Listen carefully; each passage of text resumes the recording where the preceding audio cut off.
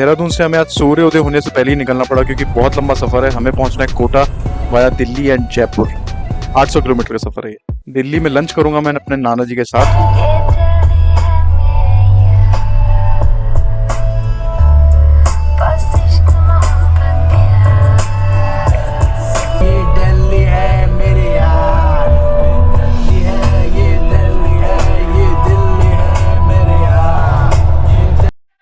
दिल्ली में छोले भटूरे खा के और नानू को अपनी गाड़ी चलवा के समय था आगे बढ़ने का, तो हम चल पड़ेंगे इसके बाद जयपुर।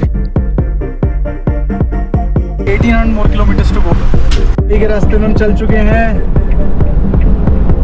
वडोदरा एक्सप्रेस वे में हम चढ़ चुके हैं।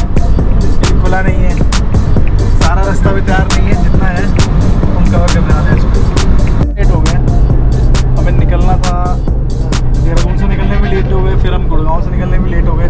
दोपहर के 2 बज गए और हम लोगों का आज कोटा तो हम सोच रहे हैं पहुँच ही जाएँ, जैसे कल हम लोग भड़ूच या वडोदरा में रुके, तो आज एक्सप्रेस वे में जिमनी दौड़ेंगे।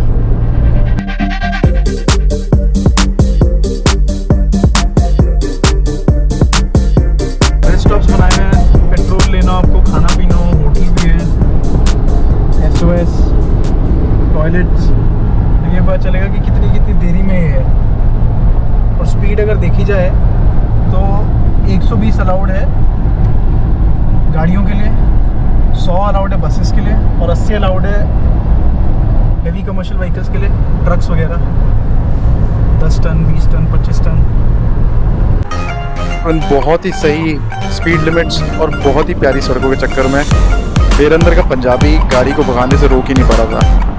बीच में तो मैंने कुछ ड्राइवर्स के साथ अच्छी खासी रेस भी करी है, जैसे बाजू वाले हरिया भाई साहब जो निकालने की कोशिश कर रहे थे, पर ये कैमरा के चक्कर में मैं थोड़ा फिर भी रुक के चल रहा था। थोड़े टाइम में सड़क खत्म हुई, फास्टैग में हमने 500 रुपये का टोल पे करा और समय था वापस छोटी रोड्स पे चलने का, क्योंकि पूरा अभी खुला नहीं है। समय का पहिया घूमा जा रहा है, पर मुझे बिना रुके आगे बढ़ता जाना पड़ेगा अगर मुझे अंधेरे से पहले कोटा पहुँचना है। जैसे जैसे हम आगे बढ़ते गए पेड़ पौधे कम होते गए और मिट्टी का रंग ज़्यादा दिखने गया। यही था हमारा संकेत कि भैया हम पहुंच चुके हैं राजस्थान में। कोटा बस हम अब थोड़ी देर में पहुंच जाएंगे, जस्ट सनसेट के बाद। कोटा मेरे हिसाब से एक शहर नहीं है, ये स्टूडेंट्स के लिए एक एहसास है, तो मैं इस एहसास को ही महसूस करना आता है यहाँ पे। हम लोग पहुँच गए कोटा और मैंने कहा कोटा में जो बच्चे एक्सपीरियंस करते हैं वही मैं एक्सपीरियंस करना चाह रहा हूँ, क्योंकि मैं तो कोटा आया नहीं था। इस शहर में चारों तरफ शिक्षा की तो दुकानें लगी हुई थी और बच्चे टेस्ट देकर या तो खुश या फिर दुखी वापस बढ़ रहे थे अपने घरों की ओर। मेस में खाएंगे यहाँ का खाना, तो हम आ गए अभी मछली मेस करके गए। तो यहाँ पे मैंने वो रिपीट में चलता हुआ कैसेट देखा, बच्चे आ रहे थे पेट भरने के लिए, खा रहे थे और वापस पढ़ाई करने जा रहे थे। ये गिनी हुई मिठाई देख के मुझे भी अपना कॉलेज का टाइम आ गया और एहसास हुआ भाई माँ के हाथ के खाने का तो कोई मुकाबला है नहीं है, जो ये बच्चे बहुत मिस कर रहे होंगे। तो अगले दिन सुबह समय था स्टूडेंट्स की बस्ती से निकलने का और बिना कचौड़ी का कौन जाएगा।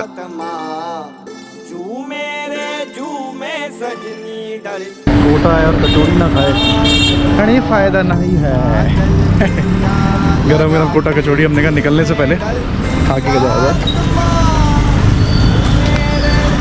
ताकि पुरानी यादें ताज़ा होते हुए। तो कोटा से हम लोग अभी सुबह सुबह निकल गए हैं। यहाँ से हम जा रहे हैं भड़ूच। 600 किलोमीटर का रास्ता है जो पार करना है। मैं अपना सफ़र चालू किया जो हमें आज राजस्थान से MP और MP से गुजरात पहुँचाएगा। हम लोग रास्ते में रुक गए हैं और अभी हमारी जिमनी ने अपनी बहन से मिल लिया है। यहाँ पे संतरों के पेड़ लगे हुए, हम लोग MP में घुस गए राजस्थान से। अभी तक हमें दिख रही थी भर भर के भेड़ और बकरियां, जैसे ही इसको बदल के हमें देखी गायें तो हम समझ गए हम पहुंच चुके हैं अमूल के उत्पादन होने वाले स्टेट गुजरात में। यहाँ पे हमने जल्दी से खाना खाने के लिए गाड़ी 10 मिनट किनारे में रोकी। 400 किलोमीटर का सफ़र बचता है अभी भड़ूच के लिए। मैं रास्ते में कोई जगह दिख गई तो हम लोग, काफ़ी सुंदर लग रहा था, रुक गए यहाँ पे, फ़ोटोज़ खींच ली। अभी एक्सप्रेसवे का पैच अभी तक नहीं था, बहुत ख़राब सड़क थी यहाँ पे, तो तो यहाँ पे पूरी अच्छी खासी टेस्टिंग हो गई इसकी ख़राब सड़कों में भी। और अभी एक्सप्रेस में मिल जाएगा 2 किलोमीटर बाद से हमें वापस से, तो थोड़ा हम लोग स्पीड अप कर पाएंगे। वापस हम लोग पहुँच गए हैं एक्सप्रेस वे पर। यहाँ पे हम लोग सफ़र करेंगे थोड़ा जल्दी कवर। यहाँ पे हमें बहुत सारे विंड मिल्स भी देखेंगे, क्योंकि 2 ही स्टेट्स हैं इंडिया में, गुजरात और तमिलनाडु, जहाँ पे विंड स्पीड इतनी ज़्यादा है कि विंड से इलेक्ट्रिसिटी बहुत अच्छे से उत्पादन होता है। अभी हम लोग हैं भरूच में। भरूच का main railway station, central railway station है सामने। टाउन है ये, ज़्यादा कुछ करने को है नहीं इस जगह में, बट लोग आते हैं यहाँ पे। आसपास की फैक्ट्रीज लगी हुई हैं बहुत सारी। तो मेरे लिए इस जगह में आना ज़रूरी इसलिए था क्योंकि जिन नानू से मैं दिल्ली में मिलकर आया था, वो यहाँ पे 20-25 साल पहले बिरला की एक फैक्ट्री में जनरल मैनेजर थे। तो मैं तब बचपन में आया था, तो एक बार फिर से मैं शहर को देखना चाहता था। मैंने तुरंत एक फ़ोटो खींची और नानू को भी भेज दी। तो बहुत से कोई लग रहा है मॉल, और मॉल नहीं है ये यहाँ का बस अड्डा। क्या बस अड्डा बनाया यार भरूच का, इतना प्यारा है। यहाँ पे तो पूरे खाने पीने की जगह भर भर के हैं, छोटी छोटी इतनी सारी चीज़ें मिल रही हैं। भरूच के हम लोग गलियों में घूम रहे हैं अभी, खा पी के आ गए हम लोग 10 चीज़ें यहाँ पे। ऐसे सोचा एक तो बचपन में आया था भरूच, मैं उम्र 6 साल का। सीट्स डाउन करके सामान ब्रिम तक लोड कर दिया पूरा। सुबह होते ही बड़ूद से बम्बई निकलने का समय भी हो गया। आज आखिरी दिन है हमारा ट्रिप का, हम लोग पहुंच जाएंगे आज मुंबई। तो अभी बचता है हमारा अराउंड 400 किलोमीटर का सफ़र। 3600 किलोमीटर हमारा पूरा हो चुका है, और मैंने आज फाइनली ले ली रिटायरमेंट। तो मैंने कहा आज चलाएगी उदिता पूरे सफ़र में, तब 400 किलोमीटर ये खींचेगी।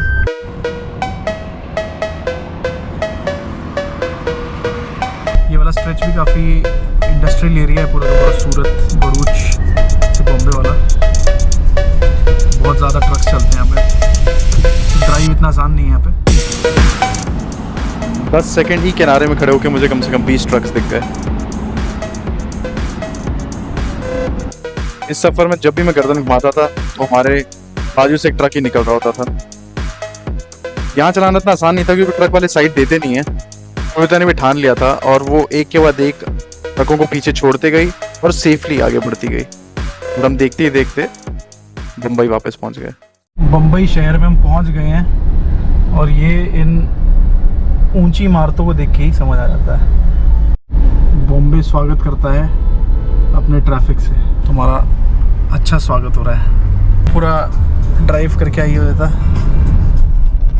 350 किलोमीटर की अप्रॉक्स, 350-400 किलोमीटर की जर्नी। तो तब पूरे सफ़र में मुझसे मांगती रहती थी गाड़ी दो गाड़ी दो गाड़ी दो, मुझे ड्राइव करने का मौका नहीं मिल रहा है। तो मैंने उसको भी आज पूरा मौका दिया। वो तो कैसा एक्सपीरियंस रहा? काफी अमेजिंग। और थकान तो नहीं हुई? बहुत ज़्यादा। तो हमारा ये सफ़र तो ख़त्म हुआ, पर हमारे अगले सफ़र को देखने के लिए ज़रूर सब्सक्राइब करें यूट्यूब पर ट्रैवल मंकी व्लॉग्स को। वीडियो अच्छा लगा तो लाइक कीजिए और कमेंट करके बताइए कि आप भी इस तरीके के सफ़र में जल्द जाना चाहेंगे।